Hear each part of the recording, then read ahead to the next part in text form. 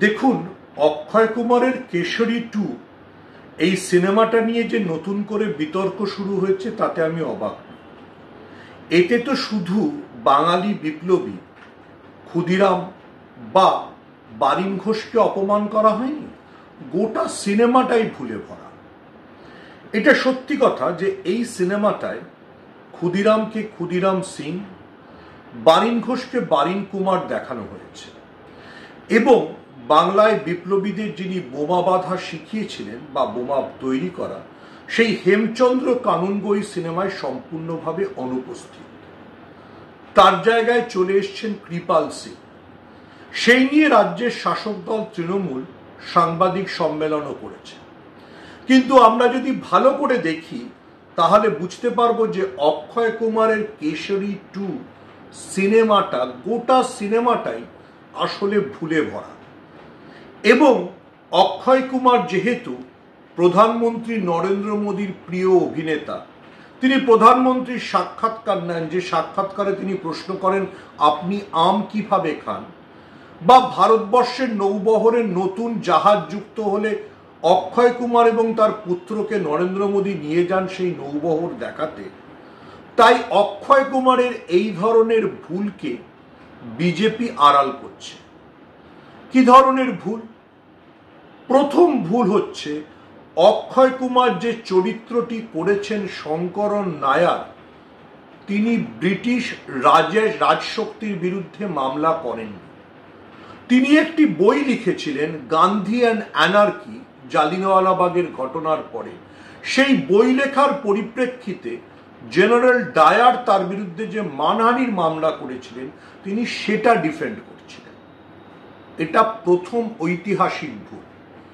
আসলে এই শঙ্করন নায়ার, যিনি বিখ্যাত জুরিস্ট বা আইনবিদ ছিলেন, তার সঙ্গে যেহেতু গান্ধীর আদর্শগত বিরোধ ছিল, তিনি মনে করতেন গান্ধীর সত্যাগ্রহ ভারতবর্ষকে অ্যানার্কির দিকে ঠেলে দিতে পারে। এবং শঙ্করন নায়ার যেহেতু সেই ধরনের নেতাদের মধ্যে ছিলেন যারা ব্রিটিশদের সঙ্গে আবেদন নিবেদনের রাজনীতিতে বিশ্বাস করতেন, সেহেতু শঙ্করন নায়ারকে বেছে নিয়ে বিজেপি, এবং অবশ্যই বিজেপির মাধ্যমে অক্ষয় কুমার তাকে হিরো বানাতে চাইছে। আবারও বলছি, বিজেপির খেয়াল নেই এই শঙ্করন নায়ার আদতে কিন্তু কংগ্রেসের, কংগ্রেসের সর্বভারতীয় সভাপতি হয়েছিলেন সবচেয়ে কনিষ্ঠ বয়সে। তারপর জওহরলাল নেহেরু এই শঙ্করন নায়ারের রেকর্ড ভেঙে দেন। কিন্তু শঙ্করন নায়ার আইনবিদ হিসেবে এত ভালো ছিলেন যে তিনি ব্রিটিশ সরকারের সঙ্গে কাজ করতেন। তিনি ব্রিটিশ রাজশক্তির এক্সিকিউটিভ কাউন্সিলের মেম্বারও হয়েছিলেন, মানে ব্রিটিশ রাজশক্তি তাকে করেছিল। জালিয়ানওয়ালাবাগের ম্যাসাকারের পর এটা ঠিক যে তিনি ওই এক্সিকিউটিভ কাউন্সিল থেকে পদত্যাগ করেন এবং তখন তিনি যে বইটা লেখেন সেই বইয়ের বিরুদ্ধে ডায়ার মামলা করেছিল। অর্থাৎ পুরো বইটাই অক্ষয় কুমার ভুল ইতিহাসকে প্রচার করবার চেষ্টা করেছেন। এগুলো সব বিজেপির গান্ধী বিরোধী প্রচারের একটা মাধ্যম। কেশরী 2তে শুধু ক্ষুদিরাম বা বারিন ঘোষকে অপমান করা হয়নি, গোটা ভারতবর্ষের স্বাধীনতা সংগ্রামকেই গুলিয়ে দেওয়া হয়েছে। আচ্ছা, এখানেই শেষ নয়।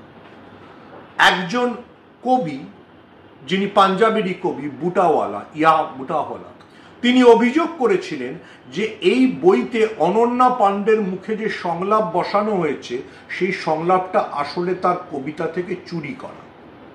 সেই নিয়ে ঝামেলা অনেক দূর গড়ানোর পরে বইটির প্রযোজক করণ জোহর এবং পরিচালক তারা কবির সঙ্গে আদালতের বাইরে আলাদাভাবে মিটিয়ে নেন, মানে টাকা পয়সা দিয়ে গোলমালটা সামলান। সেটা তো একটা কবিতা চুরির অভিযোগ, কিন্তু ঐতিহাসিক বিকৃতি, ক্ষুদিরামের নাম বদলে দেওয়া, বারিন ঘোষের নাম বদলে দেওয়া, শঙ্করন নায়ার যে মামলাটা লড়েছেন সেই মামলাটাকে বদলে দেওয়া, এইসব ঐতিহাসিক বিকৃতির সুযোগ অক্ষয় কুমার পাচ্ছেন কি করে? পাচ্ছেন কারণ তিনি প্রধানমন্ত্রী মোদির স্নেহধন্য, কে তার মাধ্যমে বিজেপি একটা নতুন আদর্শকে প্রচার করতে চায়। তাই কখনো অক্ষয় কুমারকে পৃথ্বীরাজ চৌহান সাজানো হয়, কখনো তাকে শঙ্করন নায়ার সাজানো হয়।